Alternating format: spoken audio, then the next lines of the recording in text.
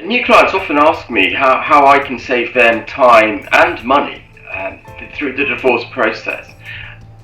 And the solution really is that we're trying to get to the nub of the matter at a much earlier point. So we're trying to investigate what their finances are without the sort of continual battle between the other side and trying to arrange a mediation date or an appointment with a solicitor and ensuring that they've got the financial Form E all ready and prepared. What we're trying to do is we get in there before, and then we can help prepare the Form E. We can help ensure that you understand what an ISA is. What's the value of trying to take a share of a pension? Can you afford that mortgage? Before you go into the mediation session or the session with your lawyers, and then start to have those conversations, where actually it might not be apparent at that point as to whether or not you can afford it, you do need it, it makes sense for you to drive for a share of it, what have you. And that's really helpful because it saves so much time and backwards and forwards between different parties, re-explaining and seeking greater clarity in the process. We base a lot of our financial plans on the cash flow analysis and the cash flow forecasting that these plans provide.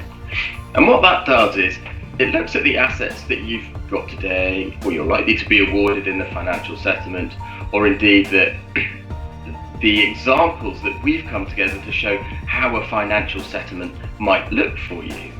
And we then plot that into the future. So you can see, well, if I don't take any share of this pension, but I do take the family home, that's okay because I can just about afford the mortgage, but I'm going to have no money to pay into a pension, and therefore by the time I get to retirement age, I'm going to find life a little bit tricky. And we can compare that to, look, perhaps you take the hard decision, perhaps you do sell the family home and you downsize. But in doing so, we can also claim part of your other half's pension. And that then gives you two things to look at. What happens if I keep the family home and don't pay into a pension, compared to what happens if I downsize, but actually I have a little bit of money left over for a pension. And then we can plot that so you can see that when you get to 60 or 65 or whenever it is that you want to retire, how those decisions that you've made today, and you might be a long way from retiring, will affect your retirement.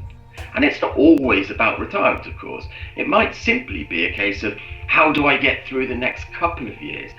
I need to go and do this educational course so that I can get away and lead an independent financial life. But I need to do that course to get the job.